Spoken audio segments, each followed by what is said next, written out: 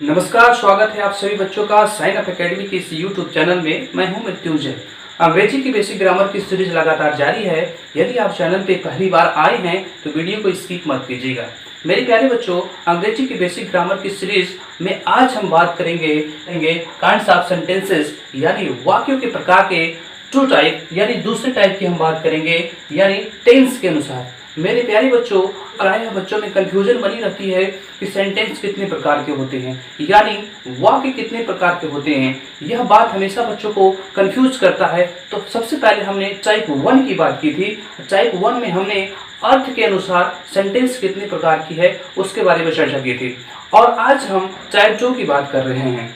आज टाइप 2 में हम टेंस के अनुसार सेंटेंस कितने प्रकार के होते हैं इसकी चर्चा करेंगे। मेरे प्यारे बच्चों, यह जानना बहुत ही जरूरी है कि सेंटेंस टेंस के अनुसार कितने प्रकार के होते हैं। बहुत ऐसे बच्चे होते हैं जो ये जानते नहीं हैं कि टेंस के अनुसार सेंटेंस कितने प्रकार के होते हैं। कंफ्यूजन हो जाती है बनाते वक्त किस प्रकार का वाक्य है। जी हाँ, यह बात जानना आपके लिए बहुत ही आवश्यक है, क्योंकि बहुत ऐसे बच्चे होते हैं नहीं जानते हैं कि अफर्मेटिव सेंटेंस क्या होता है, पॉजिटिव सेंटेंस किसे कहते हैं, नेगेटिव सेंटेंस किसे कहते हैं, इंट्रोगेटिव सेंटेंस किसे कहते हैं और इंट्रोगेटिव नेगेटिव सेंटेंस किसे कहते हैं। टाइप 2 में टेंस के अनुसार आज हम उसी की चर्चा कर रहे हैं। तो वीडियो को स्किप मत कीजिएगा और ग्रामर को सिस्टमेटिक तरीके से सीखना चाहते हैं तो साइन अप एकेडमी को सब्सक्राइब करना ना भूलिएगा। तो आइए आज की वीडियो को स्टार्ट करें।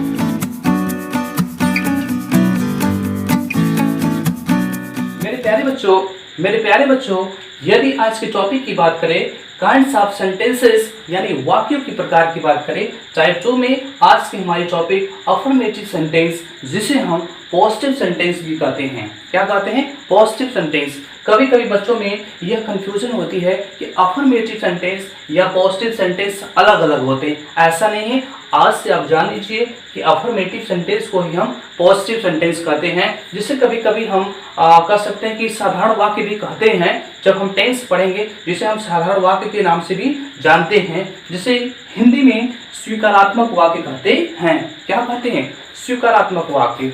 आइए हम इसके डेफिनेशन के माध्यम से इसे समझते हैं कि यह स्वीकारात्मक वाक्य होता क्या है, इसे कैसे पहचानेंगे कि हमारा अफर्मेटिव सेंटेंस है या कह सकते हैं यह पॉजिटिव सेंटेंस है।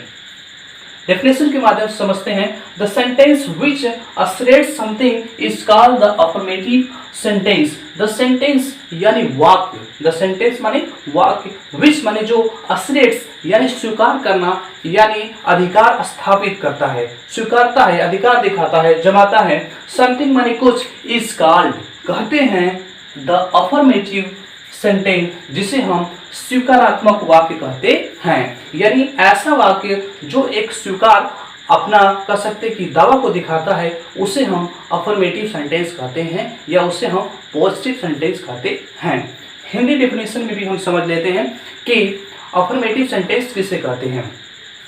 वह वाक्य जिससे स्वीकारने का बोध हो, यानी स्वीकार करने की।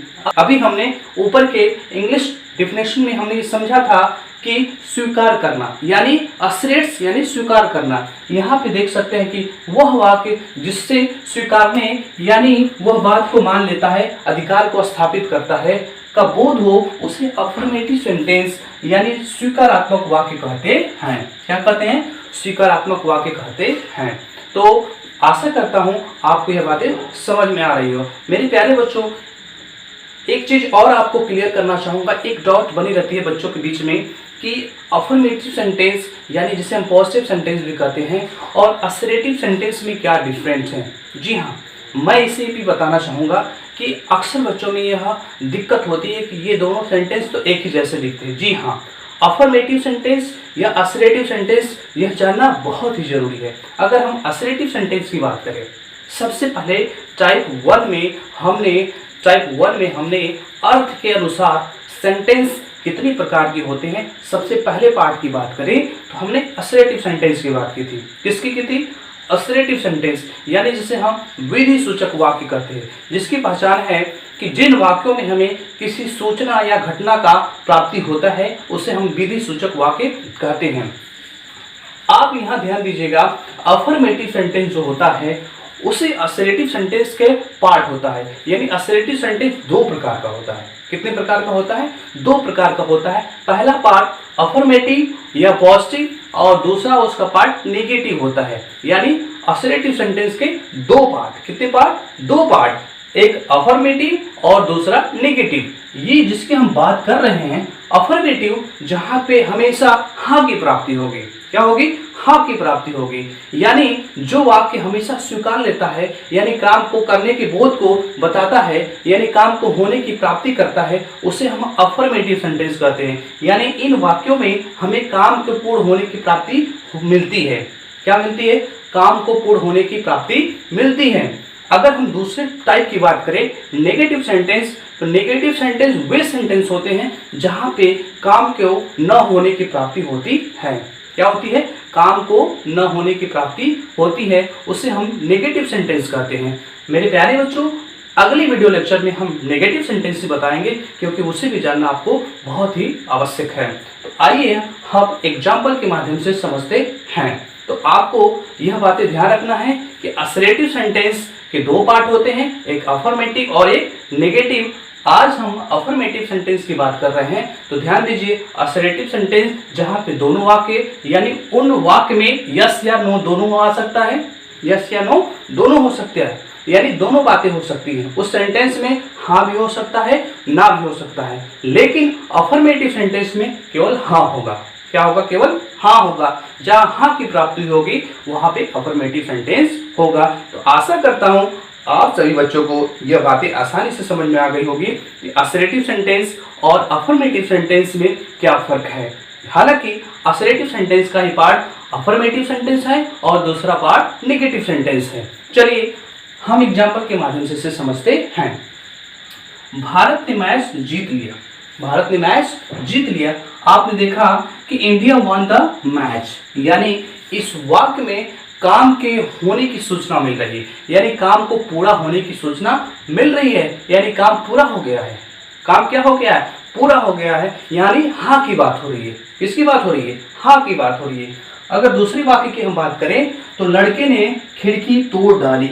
यहाँ भी आप देख सकते हैं कि इस वाक्य में भी काम को होने की प्राप्ति हो रही है, यानी काम कंप्लीट हो चुका है, यानी काम हो चुका है। यहाँ पे देख सकते हैं the boy broke the window. यहाँ पे भी देख सकते हैं कि इस वाक्य में भी काम कंप्लीट हो चुका है। यानी जिन वाक्यों में काम को कंप्लीट होना पाया जाता है उसे हम अफर्मेटिव या कह सकते हैं पॉजिटिव सेंटेंस कहते हैं। आगरा ताज की नगरी है। Agra is the city of the Taj. यानी यहाँ भी आप देख सकते हैं कि इस वाक्य में भी काम के होने की प्राप्ति हो रही है। क्या हो रही है? काम के होने की प्राप्ति हो रही है। यदि ऐसे ही वाक्य में अगर काम के होने की प्राप्ति न होती, कंप्लीट न होता, तो हम उसे अफर्मेटिव या पॉजिटिव सेंटेंस नहीं कहते, उसे अफर्मेटिव या पॉजिटिव सेंटेंस नहीं कहते। तो आशा करता हूँ आज की क्लास आप सभी बच्चों को अच्छे से समझ में आई होगी। यदि वीडियो को पहली बार देख रहे हैं तो सेंटेंस के सभी पार्ट को एक एक करके देखें, ताकि आपको सेंटेंस के सभी पार्ट को आसानी से समझ में आ जाएगा। और मैं उसका लिंक डिस्क्रिप्शन बॉक्स में दे दूंगा, यानी डिस्क्रिप्शन बॉक्स में उसका लिंक आपको मिल जाएगा। यदि आप ग्रामर को सिस्टमेटिक तरीके से सीखना चाहते हैं और अंग्रेजी भाषा पे अच्छी पकड़ बनाना चाहते हैं तो साइन अप अकेडमी पर बने रहें और चैनल को सब्सक्राइब और शेयर और वीडियो को लाइक करना तो ना भूलिए। मिलते हैं अगली वीडियो में, नेगेटिव सेंटेंस के बारे में जानेंगे। तब तक के लिए धन्यवाद।